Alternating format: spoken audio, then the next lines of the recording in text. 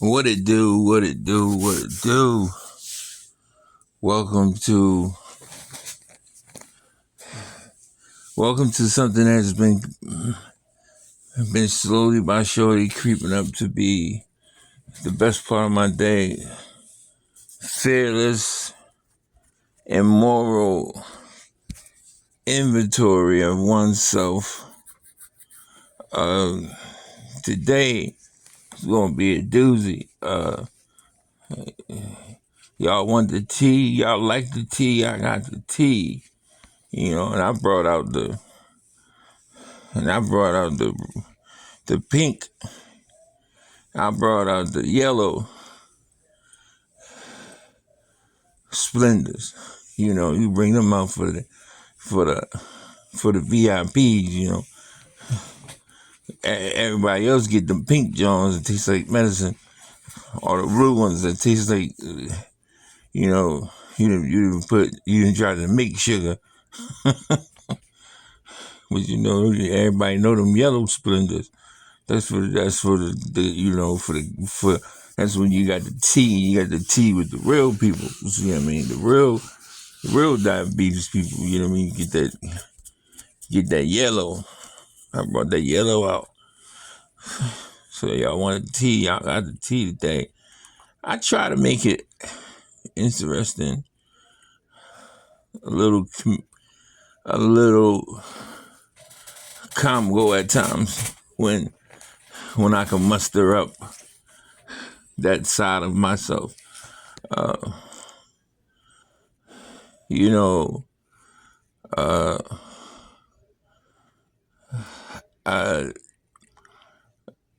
I try to make it because it's very deep subject, and sometimes unless you put a twist on it, you can become. But I'm finding that people. I'll get to that. I'm giving away a little too much. Today was a great day.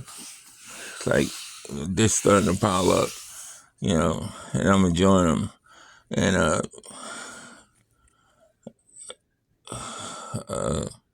my spiritual advisor was up here. My mother was up here. A couple people wanted to come. I talked to my Aunt Deborah the other day, who's like a mother. It takes a village, it really does.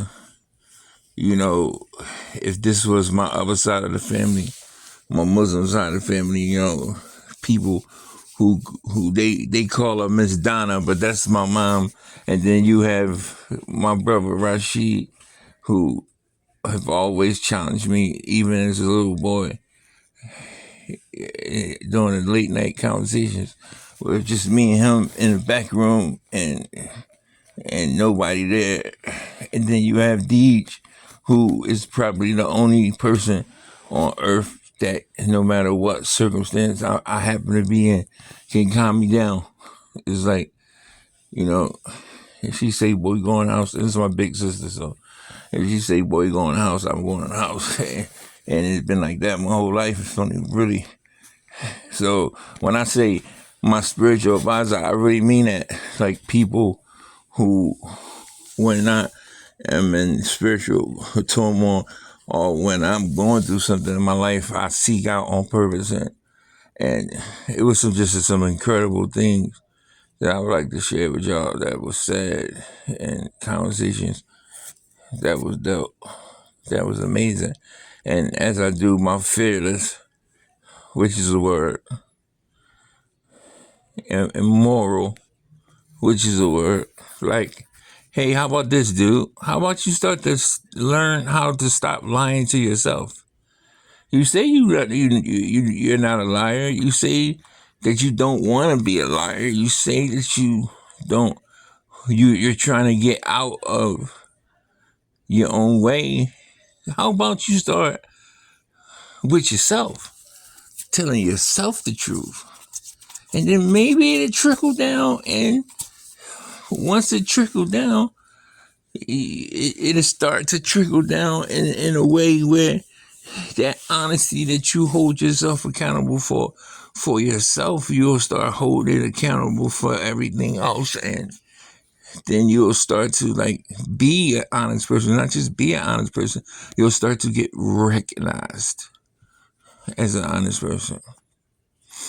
So with the T, she said something that totally blew my mind, because like this is my spiritual advisor is a person who she will sit there and talk about herself like a dog, because she wants you to understand that if she do this to herself, you don't have a chance with the BS. Like, she ain't going for no BS like at all.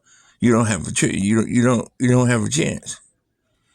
So, she said, she said something. She said, it's clear as day. She said, I have to forget who you are so I won't lose no blessings. And I'm like, what? I don't know what to take that as a compliment.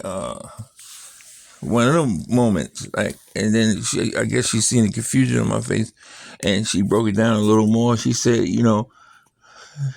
I have to remember that because I know you, when I hear these beautiful, mind-altering things come from your mouth, I have to remind myself to ignore the fact that it's Wilson saying them, but they coming from somewhere else. And it was like, wow. Now, you talking about something deep?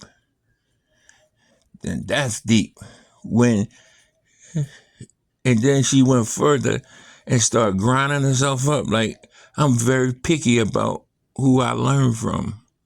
I like to learn from people who I consider to be smarter than me, or I consider to be in a position to be able to go about that roundabout business, or go that do this for a living, or when I go listen to my my motivational speech, or when she listens to her little, she after the pandemic they got she hooked on listening to church on the radio, stuff like that.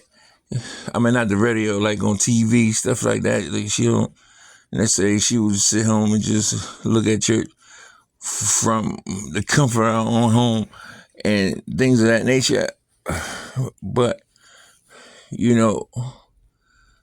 she said that to me, and I felt so honored to hear that coming from somebody who I go to hear stuff from.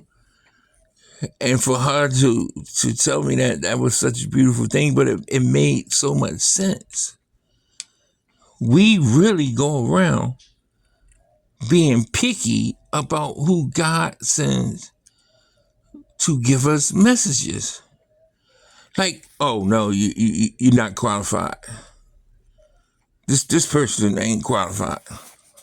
Last time I checked, none of the disciples, nor did Jesus Christ himself, have a degree in biblical studies. None of them went to MHI. None of them were alumni.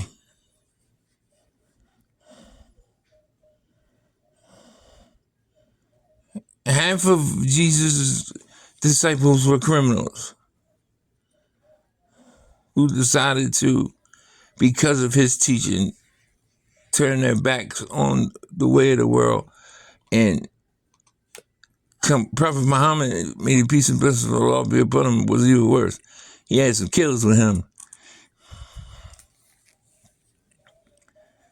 But we want qualified people. What is qualified? I went to school and memorized some Bible verses. I'm able to speak a little Hebrew. Because I guarantee you learn it in here, when you go over there, they ain't going to be what they going to be speaking. They going to be speaking something totally different. So, I have Spanish friends. I know Spanish, but I know street Spanish. I went to school and took a Spanish test. I probably failing because where I learned it at.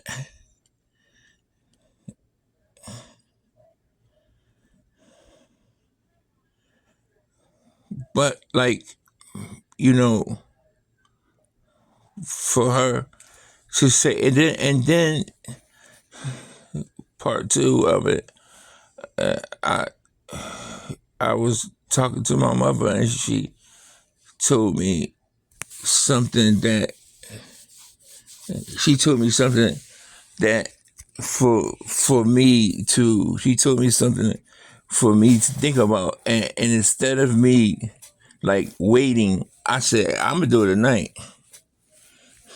Like she said, look, like your messages is starting to get really clear, really on point, really like the way they supposed to be. Like I'm hearing lesser and lesser cuss words and this, that, and third. But she said, I feel like you're not giving God the glory enough.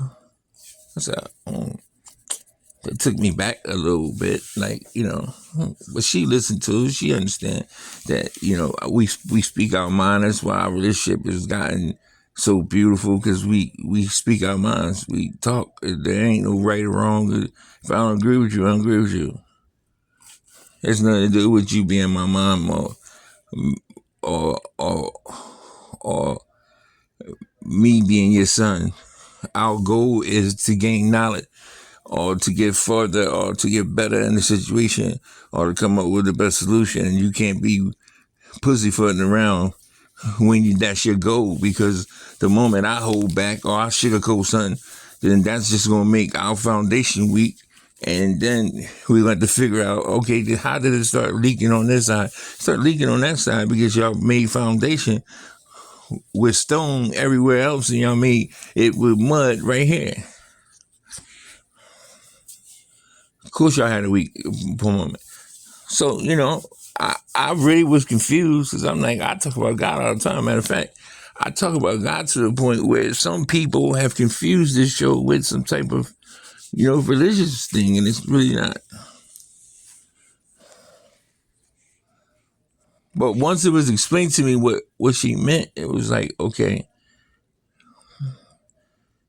I try not to, the very thing that I'm trying to do so people don't think I'm doing it is what I need to do, regardless of whether people think I'm doing it or not, because like I'm actually taking away from I'm actually taking away from the actual shock, the actual reality, the actual not spookiness, but the actual like understanding of like, yo, like y'all need to really understand like what was going on in that moment that got me where I'm at, or that got me on the type time that I'm on. I was not on this type time. I don't know whether you know me or not. I don't know whether, but the people who do know me be like, dude, I don't know what happened to you. It's like they took you up in space and brought you back down here, and you just turned out to be somebody totally different, because I was shot all the way up. I'm not bragging. I'm just being honest. And was like non-caring. Shout out. Like, this is the jungle. I have to be in line. It ain't no options for me. I don't know about y'all. Y'all got options. I don't know where y'all from. That was my motto. I don't know where y'all from, but I ain't got no options. I'm gonna be a lion. I'm gonna be these niggas' dinners. One of them. I ain't going for that. And then these things happen. And let me give my attempt. That's why I said I brought the tea. Let me give my attempt. And then keyword attempt at trying to see if this is what she means.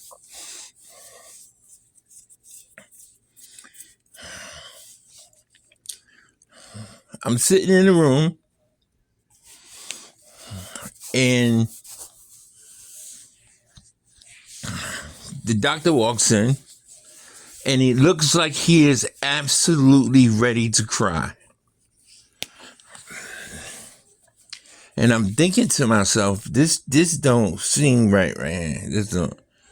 I done seen a lot of doctors. I done seen a lot of doctors be in a lot of situations, but I ain't never see one emotional to the point where they feel like they look like they want to cry. And he said, well, Mr. Washington, I have some good news and I have some bad news. And he started talking about my health. And he started talking about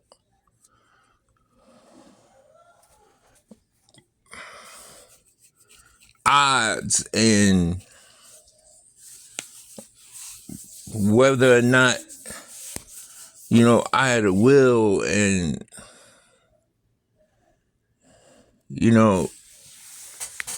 my family, how many kids I got, stuff like that. And they wasn't like questions that you ask somebody who doing good. I mean, of course they ask you all those questions normally, but they wasn't asked in that kind of way.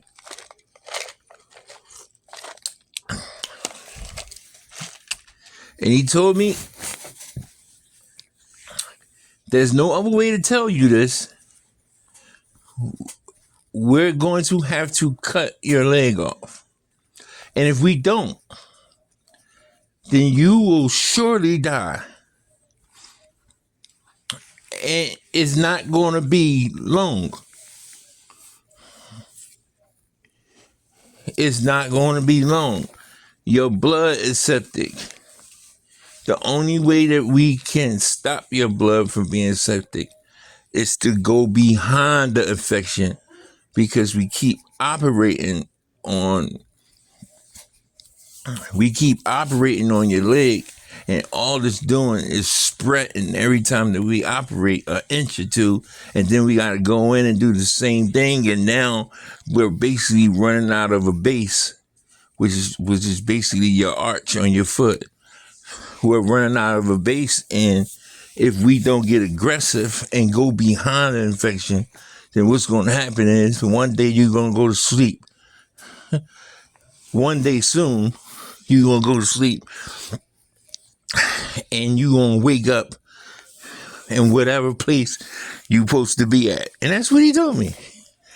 I guess he ain't want to say heaven or hell, because, doctors got a little problem with God. I don't know why, but he ain't want to say heaven or hell, and he ain't want to say, dead or alive. So he just said, where you supposed to be at? Because once this septic get inside your bloodstream and it pumps through your body, there's nothing we can do for you. And then he walks out the room. And I'm in this room by myself for like 4 hours right after he told me this. And I had to make a decision before he came back. It wasn't like I had a whole bunch of time. No, when I come back, I need an answer.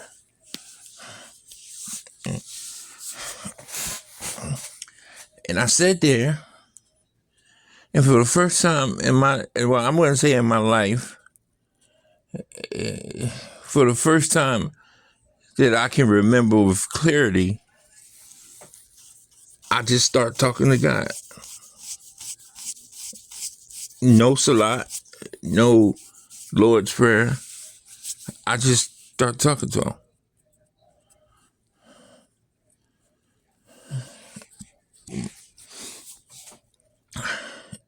And I was absolutely petrified.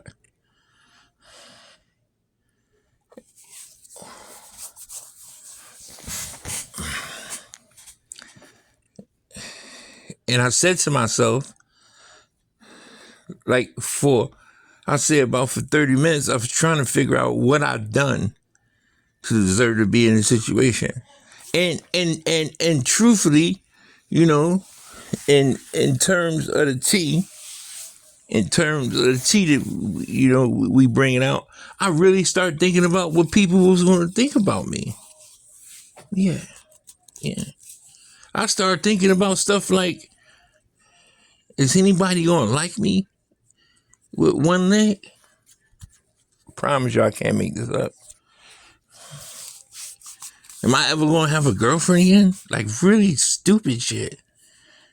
Like, every time I think about that, I be wanting to punch myself. I be wanting to split myself in two and whoop my ass. Like, nigga, you about to die and you worrying about what somebody else going to be thinking? Dude, really?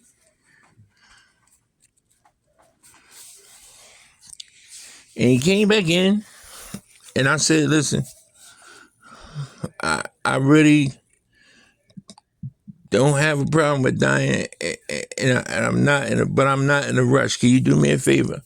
He said, what? He said, can y'all allow me to go get my affairs in order? Can y'all allow me to go get my affairs in order for me to set up stuff and like have an opportunity to see my children again and go talk to people that I need to talk to and let them know, like, I don't know how, like, I'm a because the plan was for me to walk right across the street and check myself right in. Like they said, look, like, we ain't gonna, you ain't gotta stand in no line, nothing. You go right through the emergency, go through the back. We already got a bed for you. We gonna see you over there right now. And then the doctor looked at me and he said, you sure that's the only thing you gonna do? I said, yeah. He said, I'll give you 4 days.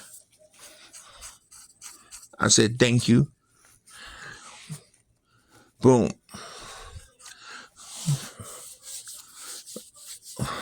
I went out. I did what I was supposed to do.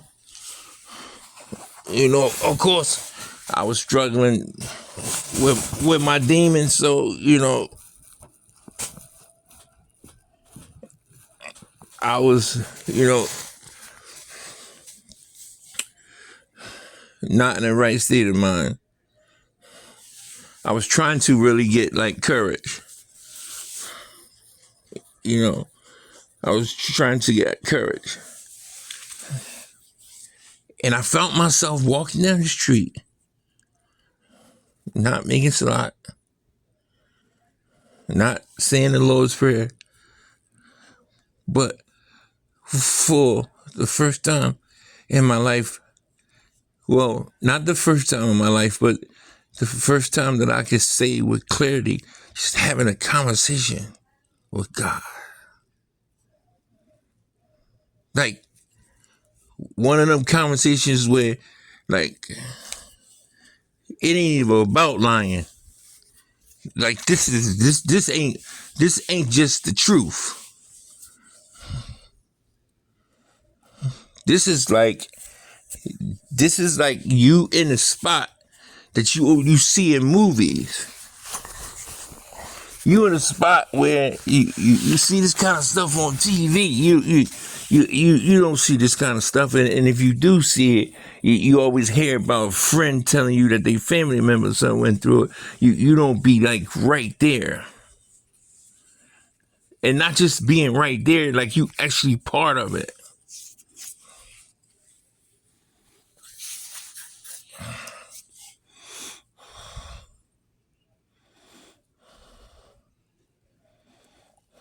I did everything I was supposed to do.